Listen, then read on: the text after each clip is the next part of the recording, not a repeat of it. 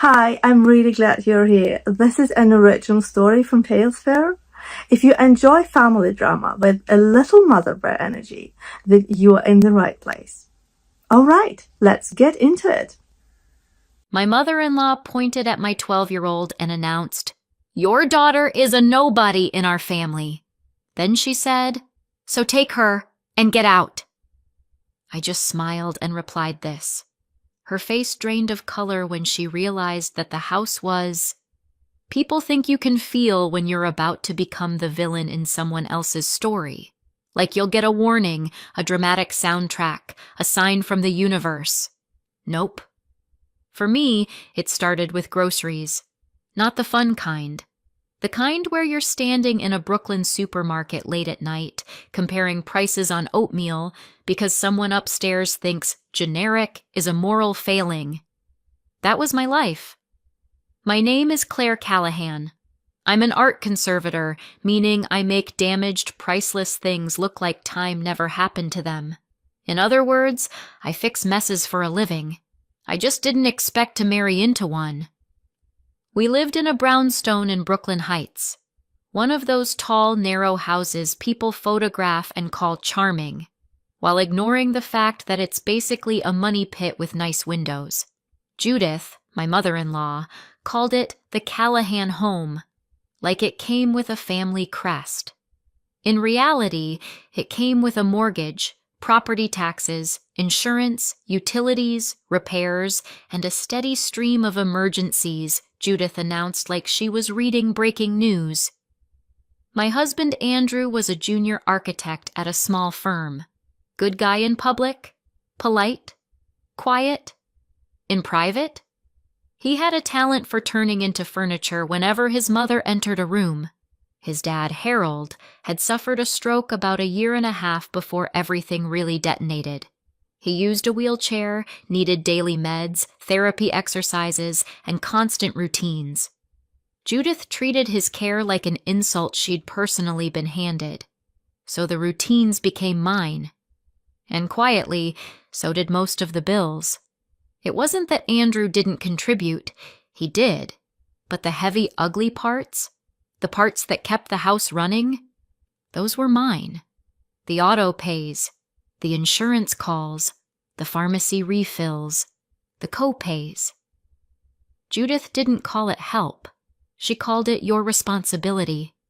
Because Andrew was her son, Harold was her husband. The brownstone was her home. And I was the woman Andrew had brought into the family, which, in Judith's mind, meant I owed them interest. The only person in that house who consistently treated me like a human being was my daughter Paige. Paige was 12. Funny, observant. The kind of kid who could tell you what mood someone was in just by the way they shut a cabinet. She wasn't Andrew's biological child. That detail mattered to exactly one person on Earth. Judith. Judith didn't say it outright at first. She didn't have to. It was in the way she introduced Paige to strangers.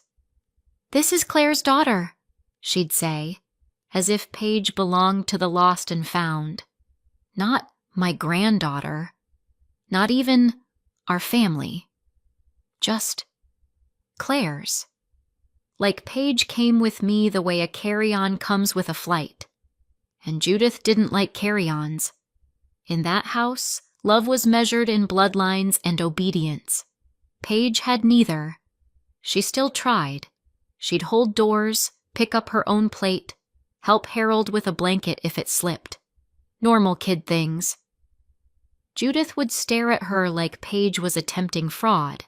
Then she'd look at me and say, "She's very comfortable here," which was Judith speak for, "Your kid is taking up space." Andrew would give me that look, the one that said, "Please just ignore it. Don't start." So I ignored it, because I wasn't trying to start anything.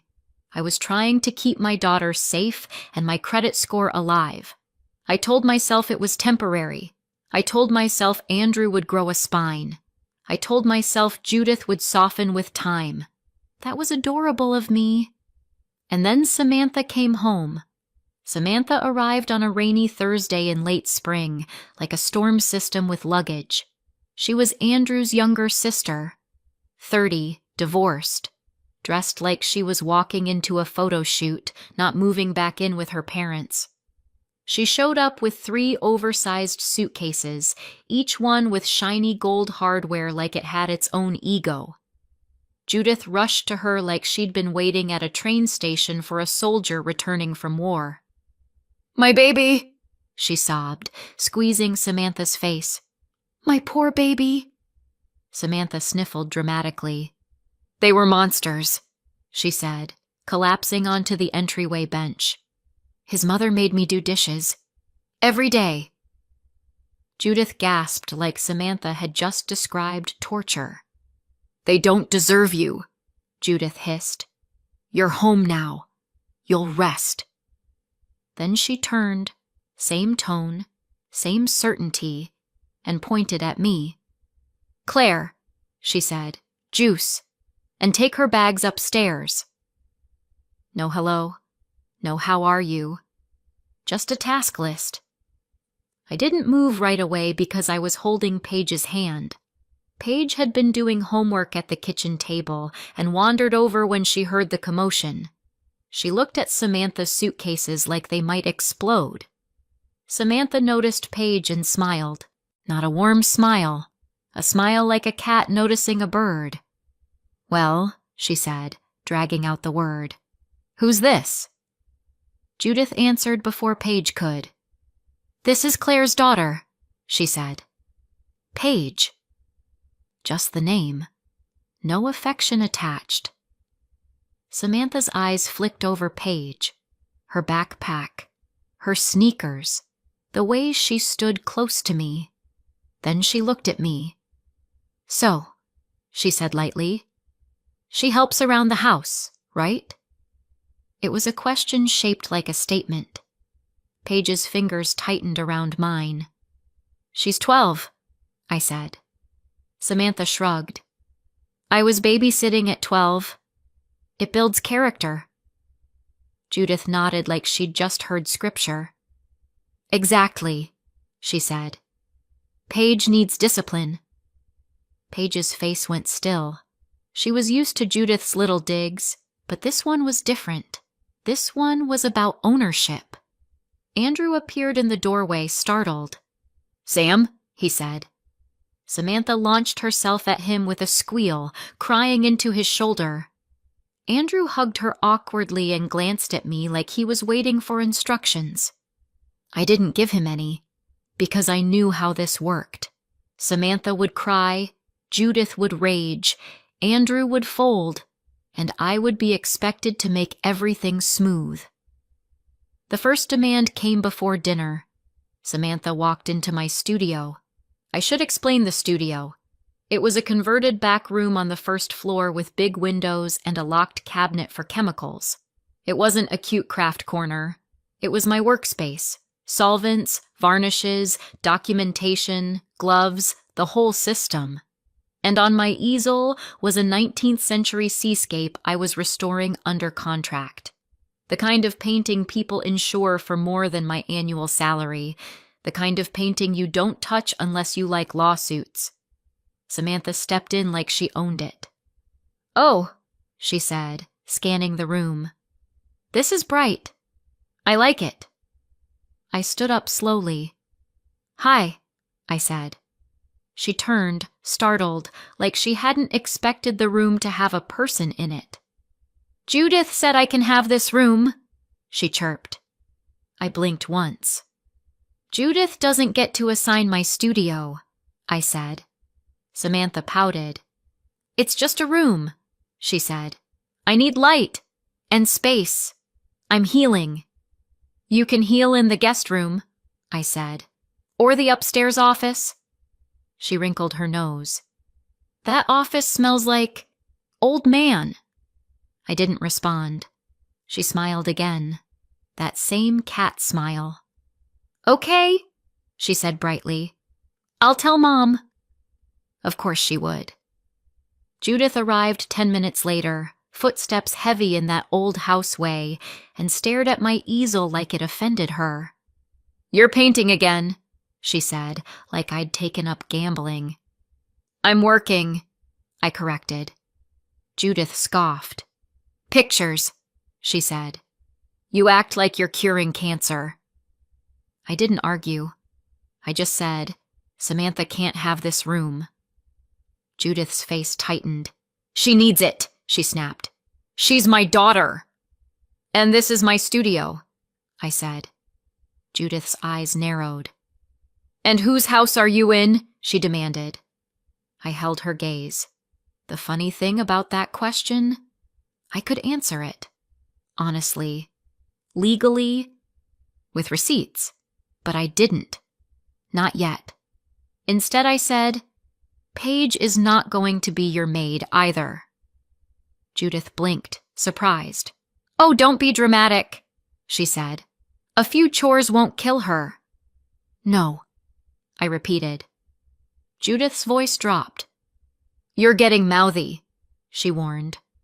I smiled slightly, because mouthy is what people say when they're losing control, and Judith hated losing control. That night at dinner, Judith served Samantha first, then Andrew, then Harold, then herself. Paige got her plate last, slid over like an afterthought. After dinner, Judith snapped her fingers. "Paige," she said, "clear the table." Paige looked up. Her eyes flicked to me. I said gently, "You can take your plate to the sink." Paige did. Judith's nostrils flared. "And the rest?" she insisted. "No," I said, still gentle. Judith slammed her fork down. "This is why she's spoiled," she said, pointing at Paige like she was evidence. Paige froze. Andrew stared at his plate. Harold stared out the window like he'd left the room without moving. Samantha smirked. And that was the moment I realized something important. They weren't going to stop. Not with the studio. Not with Paige. Not ever. Unless something forced them. So I started watching. Listening. Collecting. Because if there's one thing I'm good at, it's restoration. And sometimes restoration begins with removing rot. The next few weeks were a slow-motion lesson in entitlement. Judith woke up every morning with a new plan for my time. One day it was, Samantha needs breakfast in bed. Another day it was, Samantha needs her laundry done properly. Samantha started leaving her dishes in the sink like a protest. Wet towels on the hallway floor. Borrowed my hairdryer and complained it wasn't salon quality. Paige tried to stay invisible, which is what kids do when adults act unsafe. She spent more time in her room, read, drew, stayed quiet, and then Judith started assigning her, not politely, not "help me, sweetheart," orders. "Paige, bring Samantha water." "Paige, take the trash out." "Paige, vacuum the stairs." The first time Paige obeyed, she did it with that careful expression kids wear when they're trying not to make someone angry. I stopped her halfway down the stairs. "Hey," I said softly. "Come here." She looked up at me like she was in trouble. "You don't have to do anything for Samantha," I said. "Not unless you want to." Paige swallowed. "She said I have to," she whispered. "I say you don't," I replied. Paige's shoulders relaxed a fraction. Then she frowned. "But it makes her mad." "I know," I said. "Let me handle that." Paige nodded. Judith did not enjoy being handled. The next confrontation came on a Sunday morning. Judith barged into the kitchen with a notepad and slapped it down in front of me. 15 people, she announced. Brunch next Saturday at noon. I stared at the page. Menu items, decorations, timing, everything mapped out like a military operation. "You'll do it," Judith said. This is family. Order catering, I said. Judith blinked like I'd spoken another language. What did you say? I said order catering, I repeated. Or Samantha can cook for her friends. Judith's mouth tightened. You'll do it, she said again, sharper. You live here. Andrew wandered in, half awake, and did the thing he always did, tried to smooth the air without solving the problem. Claire, he murmured. It's just brunch. It's labor, I corrected. Samantha appeared in the doorway wearing a silk robe like she'd stepped out of a perfume commercial. She'd clearly been eavesdropping. Her eyes got wet on cue. She hates me, Samantha wailed. She wants me to suffer. I didn't even blink. I want you to stop treating my daughter like staff, I said. Judith slammed her hand on the counter. Listen to me carefully, she said, voice low and sharp. As long as I'm alive, I run this house. Then she looked toward Paige, who was standing in the hall holding her backpack like a shield. You are lucky I let you in, Judith snapped. Paige went pale, and I felt that clean, cold clarity settle in, the part of you that stops pleading and starts planning. 2 nights later, it happened. I stepped out of my studio to wash my hands. 2 minutes. That's all. When I came back, the studio door was ajar. My stomach tightened. I walked in.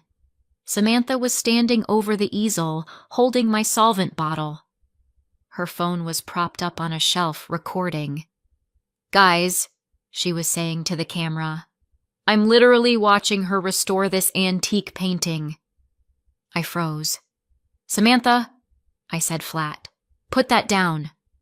She jumped. The bottle tilted. A thin stream of solvent splashed onto the lower corner of the canvas. Time did something weird. Everything slowed, like the air thickened. The solvent started lifting pigment, a smear, a bloom, the beginning of a disaster. Samantha looked at the wet patch like it was someone else's problem. Oh my God, she whispered. It's fine, right? It's just cleaner. It's not cleaner, I said quietly. Paige appeared behind me in the doorway and froze. Samantha's eyes darted to Paige, and because Samantha couldn't help herself, she tried to redirect. Why is she even in here? Samantha snapped. She shouldn't be allowed around chemicals. I turned slowly. Get out, I said. Samantha stormed out, already rehearsing how to be the victim. Paige stayed, silent. I crouched down in front of her and took her hands. You didn't do anything wrong, I said immediately. Paige swallowed. She's going to blame me. She can try, I said. But I saw it. I know what happened. Paige nodded, eyes glossy. Then my phone buzzed. A bank alert. Transfer complete. I frowned, confused. Then my stomach dropped. I opened my banking app. My savings account, my emergency fund, was missing. Not a few $100s. A full chunk. Gone. I walked into the living room where Andrew was sitting, staring at the TV without watching it. I held up my phone. Where is my money? I asked. Andrew's throat bobbed. It was for Samantha, he said. I blinked once. For Samantha, I repeated. She needed it, he rushed. She's going through a divorce, Claire. She doesn't have access to her accounts. Mom was freaking out. You stole my savings, I said, very clearly. Andrew's face went red. I didn't steal, he snapped, defensive. We're married. That account is in my name, I said. You moved money without my permission. Andrew looked away like shame was a lighting issue. She needed a lawyer, he muttered. I stared at him for a long moment. Then I said, Did you know she just damaged a painting in my studio? Andrew froze. His mouth opened, then closed. Judith's voice drifted from upstairs. She was on the phone, telling someone how unstable I'd been lately. Andrew's shoulders sagged. We'll fix it, he whispered. I tilted my head. You? I asked. Or me? He didn't answer. And that was the moment I stopped trying to save the marriage. Because it's hard to stay married to someone who treats you like a resource. And it's impossible to stay married to someone who lets your child be treated like disposable. That night, Paige slept in my bed. Not because she was scared of the dark, because she was scared of the people in the house. I lay awake listening to the creaks of an old building and the quiet hum of my own thoughts. And I made a decision. Not a dramatic one, a practical one. Some damage isn't accidental, it's intentional. And you don't repair intentional damage by being nicer. You remove the source. The next morning, Judith acted like none of it mattered, like the painting was just a picture, like my savings were family money, like Paige was a nuisance ruining the vibe. That weekend, the brunch happened anyway. Not because I cooked, because I didn't. Judith ordered catering last minute and screamed until it appeared. Samantha wore a satin dress and filmed herself walking down the staircase like she was in a reality show. At one point, Samantha shoved a tray toward Paige. Hold this, she said, without looking. Paige glanced at me. I shook my head. Paige stepped back. Samantha's eyes narrowed. Excuse me? She snapped. Paige's voice was small but steady. No, she said. Judith swooped in immediately. What did you just say? Judith demanded. Paige swallowed, trembling. I said no, she repeated. Judith turned her fury on me like a spotlight. Teach your child manners, she hissed. My daughter has manners, I said. She's not your server. Judith's lips curled. She's not my anything, Judith said, cold. The room felt too quiet for a second. Then Judith pointed. Not at me, at Paige. Like Paige was a stain on the carpet. Your daughter is a nobody in our family, Judith said, loud enough that someone near the doorway stopped moving. Then she added, like she was issuing a verdict. So take her and get out. Paige's face crumpled, not into tears, into shock. Andrew inhaled sharply. Mom, he started. Judith cut him off with a glare. Samantha smirked. And I smiled. Not a sweet smile. Not a fake, keep the peace smile. A calm one. I'm flying to LA, I said pleasantly. Judith blinked. What? I said Los Angeles, I repeated. Good luck. Then I turned to Paige. Go pack a bag, I said gently. Just your essentials. Paige hesitated, eyes wide. We're leaving? She whispered.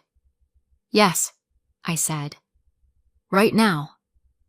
Judith recovered enough to scoff. You don't scare me, she snapped. This is my house. I tilted my head. Is it? I asked. Judith stiffened. What did you say?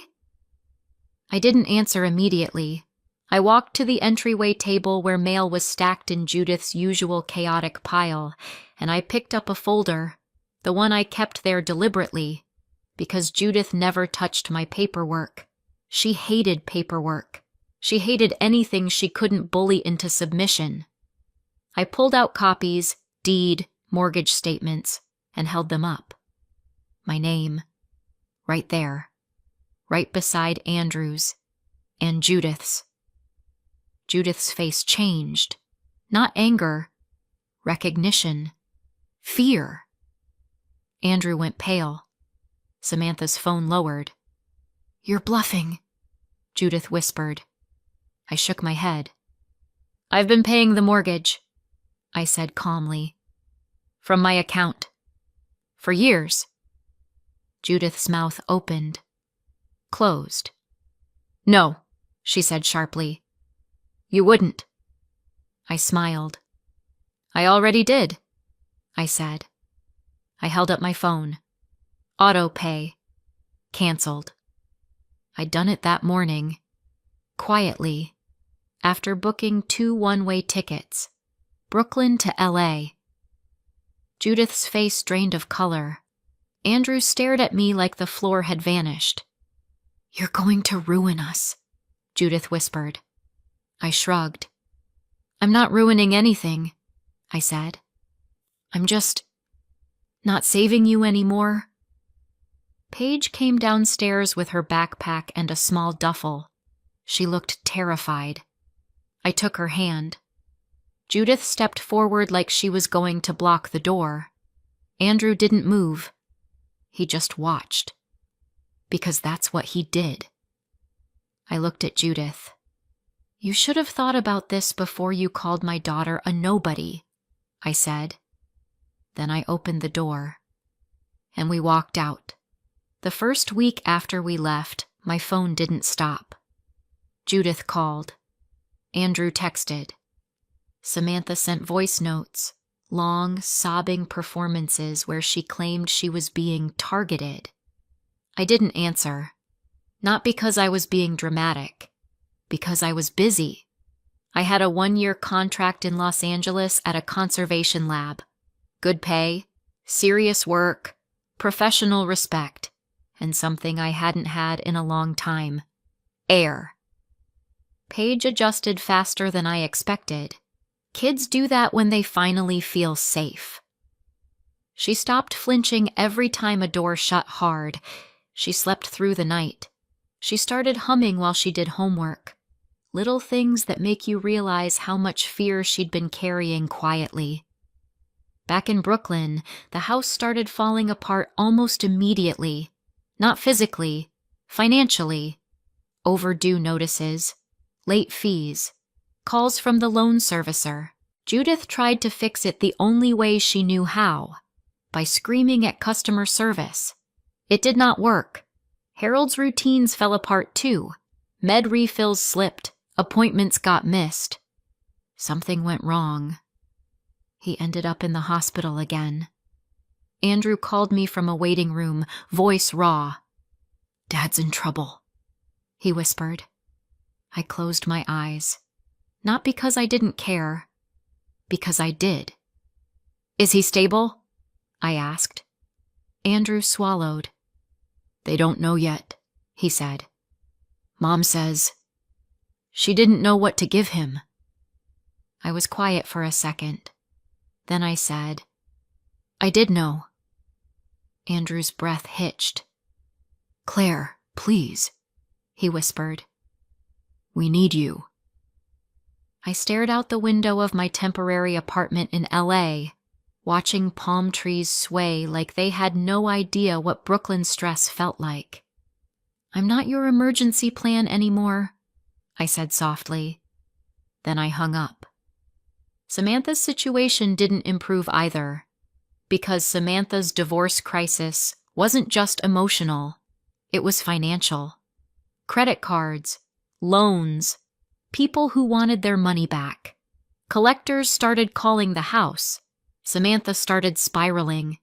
The brownstone turned into a pressure cooker, Judith blaming Andrew, Samantha blaming everyone, Andrew drowning in it all. Months passed. I didn't go back. Not for Judith's guilt trips. Not for Andrew's apologies that didn't come with action.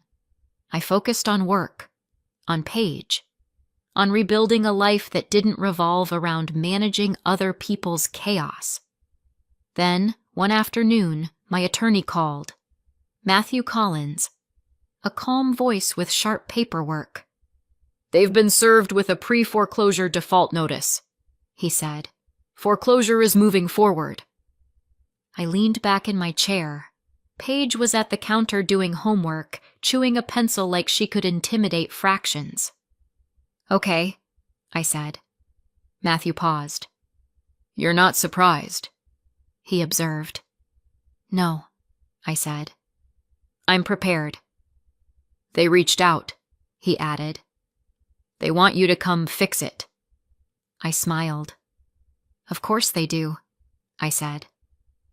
A week later, I flew back to New York, not alone, with Paige and with Matthew. We walked into that brownstone like we belonged there, because legally, I did. Judith opened the door and froze. She looked older, not in a dignified way, in a hollow, stressed way. Andrew stood behind her, pale and exhausted. Harold sat in his wheelchair near the staircase, staring at nothing. Samantha was on the couch scrolling her phone like denial had Wi-Fi. The air smelled like stale takeout and panic. Judith forced her voice into something sharp. Well, she sneered. You came back. I didn't sit. I nodded toward Matthew. This is my attorney, I said. Judith's eyes widened. Samantha scoffed. Oh my God, are you being dramatic? Matthew opened his folder. I'm here to discuss options, he said evenly. You have very few. Judith snapped. This is our home. Matthew didn't blink. It's a property secured by a loan, he said, and the loan is in default. Foreclosure is pending. Judith's mouth opened. Andrew swallowed. Samantha's phone lowered. I stepped forward. I spoke with the lender, I said. They'll allow reinstatement and a refinance. Judith's eyes lit up with desperate hope. See? She snapped at Andrew. She'll fix it. I held up a hand. Not for free, I said. Judith's hope froze. I will only take over the loan and pay the arrears if the property is transferred entirely into my name, I said. Quitclaim deed. Signed. Judith's face went white. Andrew took a shaky step forward. Claire, he pleaded. Come on. It's my family's house. I looked at him, and for the first time in years, I didn't soften my voice for his comfort. Your family treated my daughter like trash, I said. And you watched. Andrew's eyes filled. Please, he whispered. Samantha snorted. This is extortion, she muttered. Matthew looked at her. It's leverage, he corrected. And it's legal. Judith's hands trembled. You're taking everything from us, she whispered. I tilted my head. No, I said. I'm taking back what I paid for. Judith's voice cracked. What about us? She cried. I looked at Paige. Paige stood beside me, quiet but steady. I turned back to Judith. What about her? I asked. Judith flinched. She couldn't say it now. Not with me standing there. Not with a lawyer in the room. Not with the truth sitting on the table. I nodded once. Sign, I said. Or don't. But if you don't, I walk out, and the lender takes the house. It took 15 minutes. 15 minutes of Judith shaking, Andrew pleading, Samantha sighing like she was the victim of stationery. Then they signed. Matthew collected the papers. Good, he said. We'll proceed. Judith looked at me, wet-eyed. You're evil, she whispered. I nodded once. If protecting my child makes me evil, I said calmly, then yes. Then I turned to Andrew. I'm filing for divorce, I said. Andrew's face collapsed. I didn't argue. I didn't scream. I didn't beg him to understand, because if someone lets a 12-year-old get called a nobody, They're not confused. They're committed. I took Paige's hand. We walked out. And this time, I didn't look back. A year later, Paige and I were still in Los Angeles. We weren't glamorous. We weren't performing for anyone. We were peaceful. Paige joined an art club, made friends, laughed loudly again. She stopped apologizing for existing. As for the brownstone, it was in my name. I renovated it slowly, carefully, the way I restore paintings, remove what's rotten, stabilize what's worth saving, protect what's vulnerable. And then I sold it, not out of spite, out of closure. Sometimes Paige would ask, quietly, "Do you think they ever felt bad?" I'd look at her and say, "It doesn't matter. Because guilt doesn't undo damage. But choice? Choice does. They made theirs. And I made mine. I chose my daughter.